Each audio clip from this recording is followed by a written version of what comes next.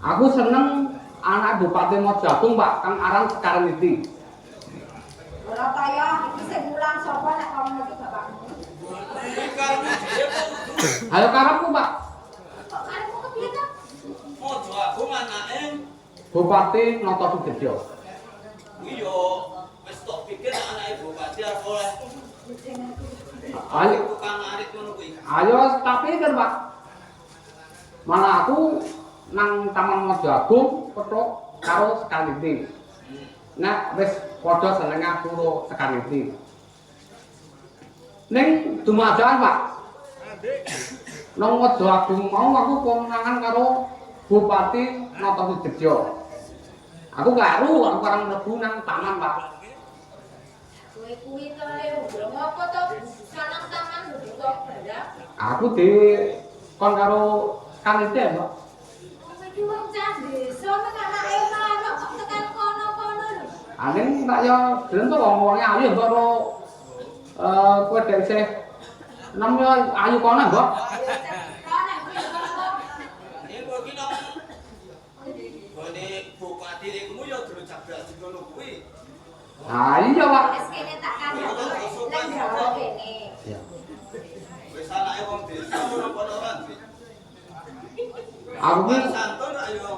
Aku sing Isin ya Kak. aku bener, Pak. Aku kan nang ngono mlebu taman itu aku kan kleru. Ning aku le dadi karepku ngambet-ngambet jenengmu, Pak. Aku dunek-unekke anake Warok Jogorogo ora duwe sopan santun. Bapakmu ku biyen malih gedor kecu. Oh, Pak jenengan. Ora kaya aku bapakmu. biyen ngono kahanane go gawe biyen. Nek saiki ra yo kahanan saiki yo gedor kecu kita. Kira yo wis ora ono. Mergo saiki wis anggone golek sadang pangan kuwi yo wis ora kekurangan ra ngono. Ning tekan sepren iki nek bapakne le gedor ngecu ki wis mari lho, Pak. Ndok Pak. Ayo kowe ngerti dhewe. Ngerti kondange podong kowe bapakmu. Uwe, Pak, jarene le gedor ngecu ki mari ning kok isih tok ngedoli suket kolonjono barang kae. Ya ngene iki, Pak. Ayo kuwi trek Kowe lagi ora suket tanggane. Alat sampe kono suket tanggane apa udah, Pak? Bukan mangan kowe barang kuwi. Wah, ki nek kaya ngono ngertos tok anak-anake wegah, Pak, Mbok. Lah kok dadi aku. Apa bapakmu kuwi lho sing tukang ngerti sukete ndek tanggane kok dadi. Lah nek aku anakmu to, Mbok. Ora iso ngomongin bapak kok, Mbok. Bapakmu ki kok nek diomongi ki terus lunga Mas. Rasane suket rasa di eling-eling. Ini eling tak dene opo. Lah aku iki mesti tak eling-eling, Pak. Ngene, Pak. Aku mau nang Taman Mojo Agung dunek-uneke Rondeng Bupati Nata Tirjo. Aku wedi kon minggat, Pak. Bajure ku piye? Wong aku yo wis seneng pokoke njaluk dirabekno kono aku, Pak. Oh sikik le. Yo nek kowe arep njaluk rabi karo putrane sapa ku mang. Jeneng Bupati Nata Tirjo. Kuwi rak naik nalendra to. Anjir sing atok murah gak apa nek kowe iki durung nyambut gawe kok. Ane ragatmu ketoke ngene. Mbok, bapaknya tak wis saksi ngarep kita klumpuk-klumpuk kayu bareng nang ora ada kamu kok to. Jarane omong juga teng kene jare ya sama antu jane, Pak. Ayo mek bener dipetungi rombak kenceng desa penyatok. Ya, Pak. Jare ngomong juga teng kene iki tenar mantu ki aku mantu kamu kok sapa, Pak? Ayo sapa meneh rek aku kowe. Ayo ayo. Ini bener, Pak.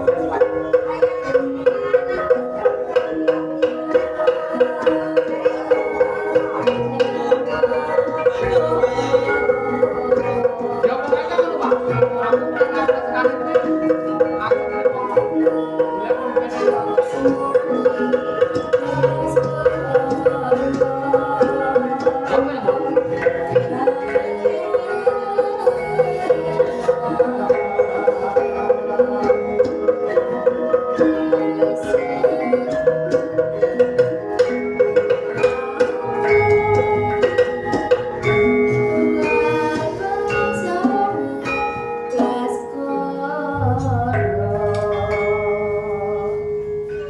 Aji suket to. Iya Kakak. Piye Bapak? Karo anakku setia ta. Kok setia tahu bener to? Kok prasetya kok diganti-ganti jeneng kakak kok gawe kaya jeneng aku. Ora aku mlek wong.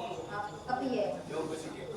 Iki ana tamu sing rada gembok biar. Sing ngapoi lah ya aku tadi. Ayo bojoku, kowe kok kok sing kewajiban nang omah kene iki kowe kok. Nyuwun sewu kisana. Gede klentu angge kula. dateng panjenengan ngapunten.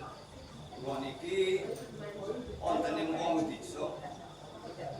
Menawi boten klentu panjenengan menika pangeran luntang saking bojonipun. Nek klentu kaya mekaten. Nggih. Leres ingkang dados ngendikane Kakang Jogorogo kula pun pangeran luntang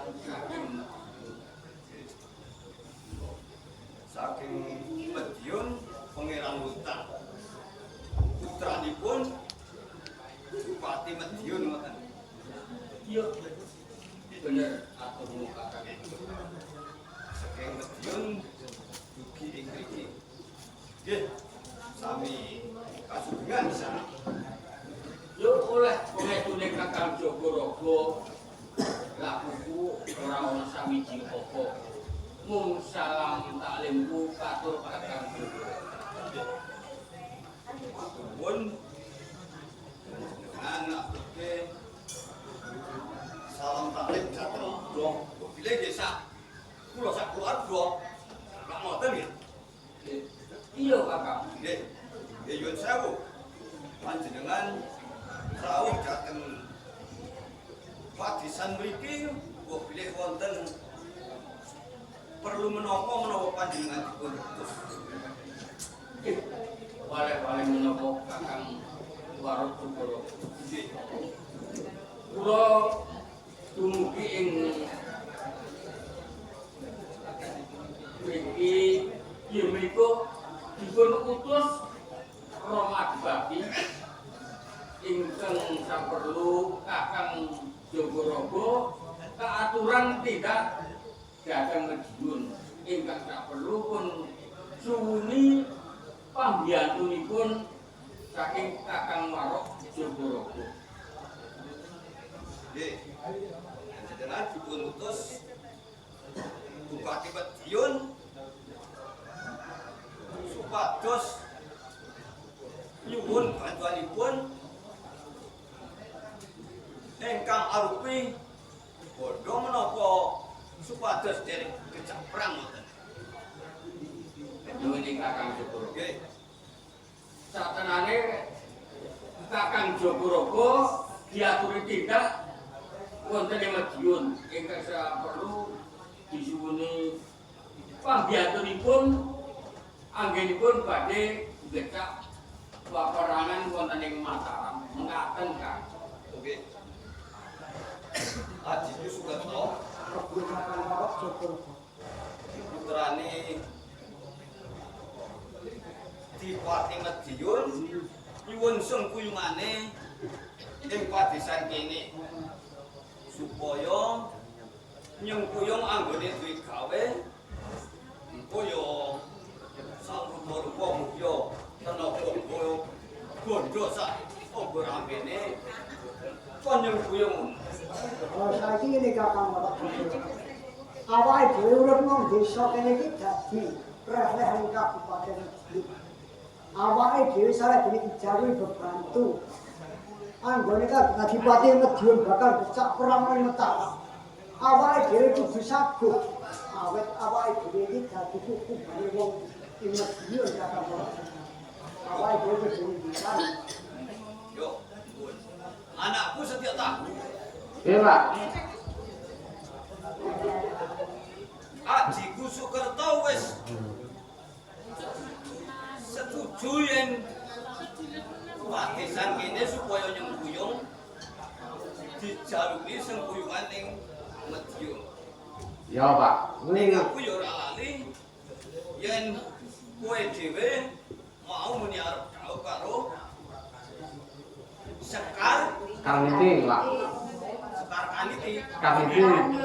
Bapak niki kepiye jajane? Ya Pak, nek uang bantu dibantu Pak. Ngono dalane jauh karo sepak bola Pak. Iki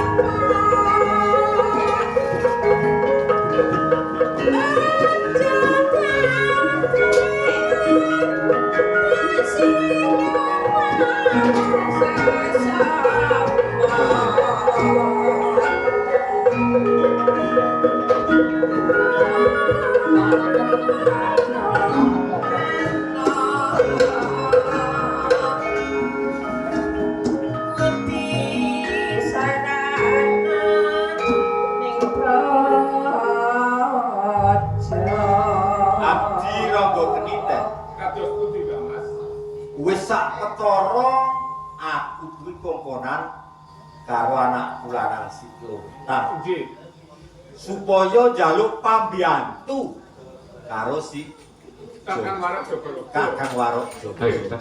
Tekan sprene kok durung ana kabar iki kepiye, Kang? Dipun terus mawon.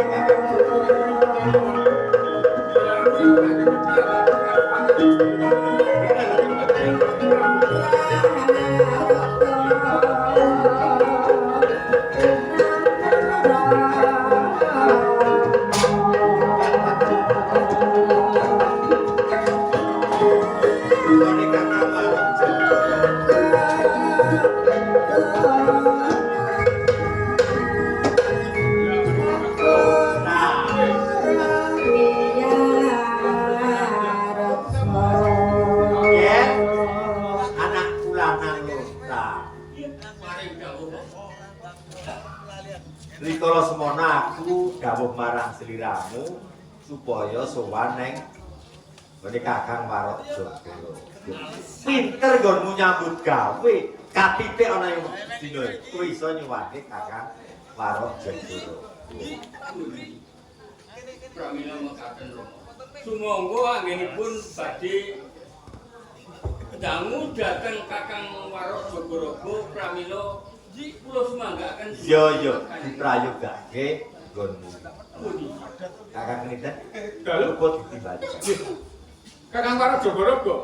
Nggih nyuwun kula. Kok coba ati-macing sowanipun.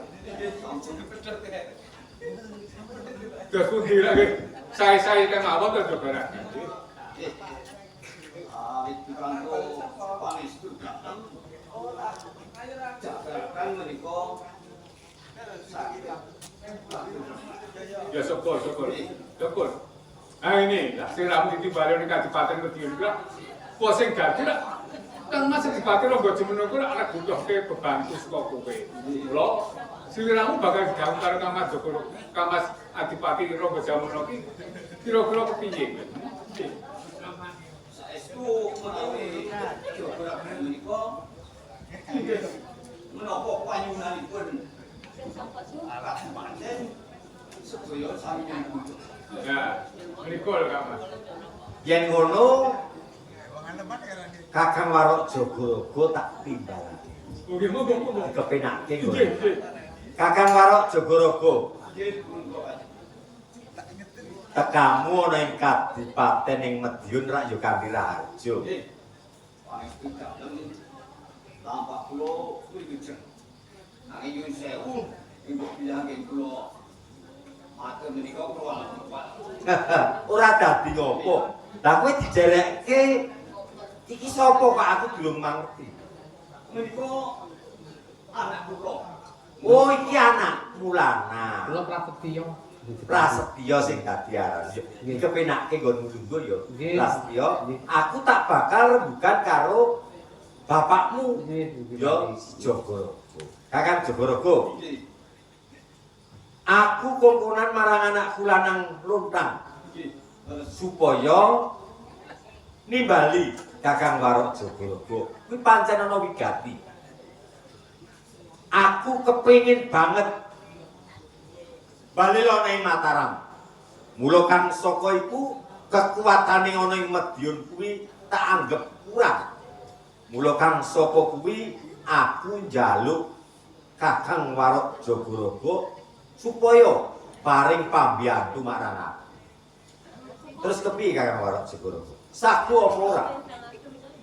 Wong ring ngajeng sampun matur.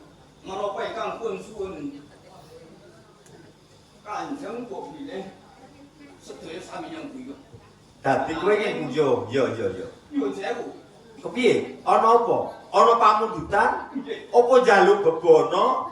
Apa kudu anakmu mengkone tak kudu dadi senopati apa kepiye? Diaturake sisan. Menika kados anak kula menika nggih. Kepengin badhe jawab putranipun Jeng Dipati Notosurejo. Jeng Dipati Notosurejo. Jeng Mojagung, Mojagung. Wonten ing Mojagung.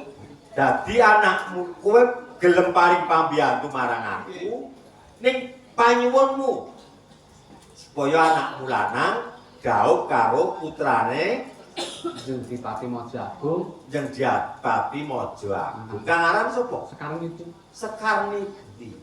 Nggih, Jeng. Yo, Ngoten menika aturipun anak kula. Kang Warok Jogorogo. Nggih kula. Apa kang dadi aturmu? Nggih. Apa kang dadi panyuwunmu? Jer kowe paring pambiyantu marang aku. Bakar tak sendikani Kakang Warok Jogorogo. Nggih. Nggih saderengipun sewu namung ngaturaken sedaya matur nuwun mangke wonten wekdalipun saged jawab putranipun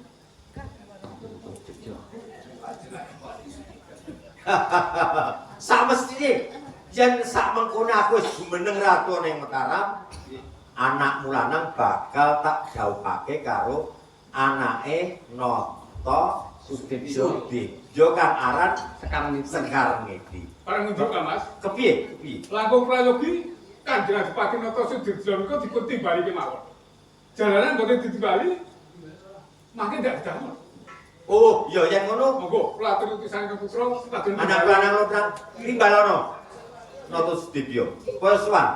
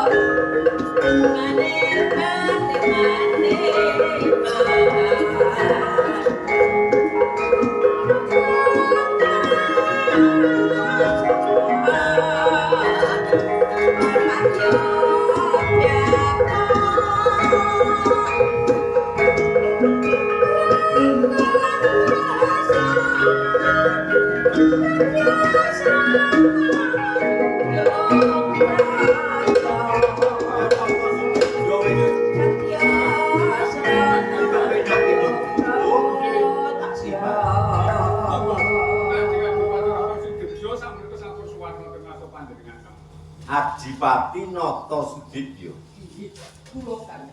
Padha becik ngadepmu ning ngarep aku ning Kadipaten ing Madiun. Kang pangestu dalem Yo tak tampa yo mung puja pangestuku kabu kuwi. Mestine kaget sliramu tak timbali ana ing Kadipaten ing Medion. Eskonipun mekaten. Menapa wonten wigatos saged dina panjenengan kersa nimbali dhateng abdi dalem kula. Durung wae aku kandha marang sliramu Punata Sudibyo. Aku tak takon luwih dhisik. Apa bener iki anakmu wedok sing aran Sekarniti? Inggih. Ayune ninggalake bapakne. Akate bapakne kaya ngene rupane ngalor ngidul kok. Anake wedok kinclong-kinclong. Nggih. Biar Sekarniti bener sliramu kuwi anake Nata Sudibyo. Kaget mestine kowe tak timbali ana ing Kadipaten ing Medion. Dikepenake nggonmu lungguh, aku tak neruske nggonku rembugan marang Ramamu ya si Adipati Nata Sudibyo. Adipati Nata Sudibyo. Sliramu tak timbali nang kene pancen ana wigati sing kudu tak aturke marang sliramu. Aku tak tekon luwih dhisik. Apa sliramu isih bener-bener bekti marang aku? Adipati. Kula menawi pegawon niku Medion kula sedya anglampahi Kang. Lahir batin apa sing kok tandhakake? Inggih. Kula kanthi lahir batus sanget anggere kula bekti boten. Nggo ngetokke bektimu marang aku. Umpama anakmu wedok si Sekarniti tak suwun ana ing Kadipaten Medion kepiye sliramu apa? Menawi panjenengan inggih ngersakaken inggih sumangga kula tiyausaken asta kang. Dadi nggonmu ngetokke dharma bektimu ana ing Medion Sekarniti tok paringke marang aku. Iki wis dadi gunemu lho. Sekarniti wis tok paringke marang aku. Dadi kabeh ing sak mengkone Sekarniti arep tak kepi apa arep tak pundhut garwa apa arep tak paringke anakku lanang si lontang. Menawi sampun dados kersa dalem kula inggih namung sumangga katur.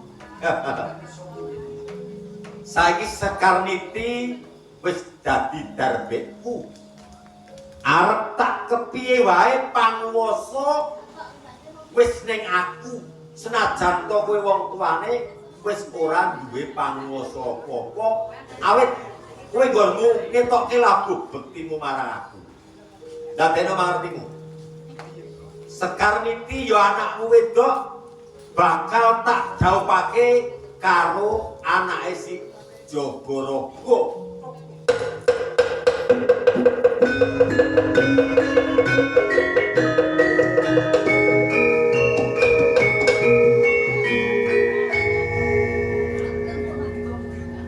Lho, jare sliramu mau kandha wis lega lila menawa anakmu wadon tok paringke marang aku. Kula kinten badhe dipun kersakaken panjenengan piyambak. Lah kok badhe dipun dhawuhaken kaliyan putrane para Jagaraga, mongko kula niku satru bebuyutan kaliyan Jagaraga.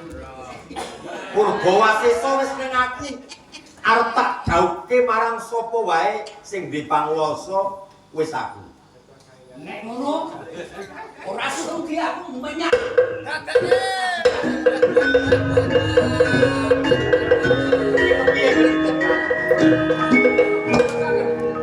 Mboten sak perlu kali. Namun Nata Sudibyo tesih kathah kadang Adipati. Lho kan saka kuwi sekarang iki bakal dijawabake karo putrane Jagaraga. Ya, Kakang Jagaraga, apa sing dadi penjaluk wis tak pinakan. Mula kan sapa itu nganti gari golek yo sing apik. Kaya mancing ning Kadipaten iki.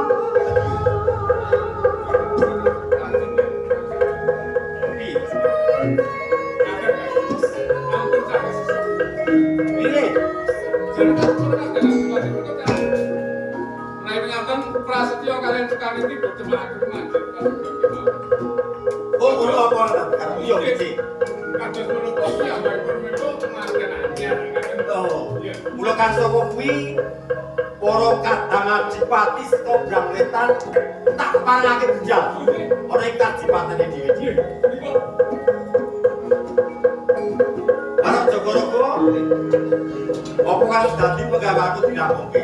Sekarang iki lan putramu gane manten anyar. Ayo lu mlebu ning taman.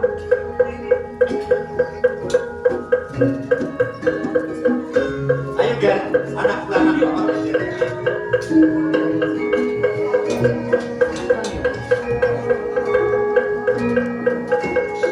Thank you.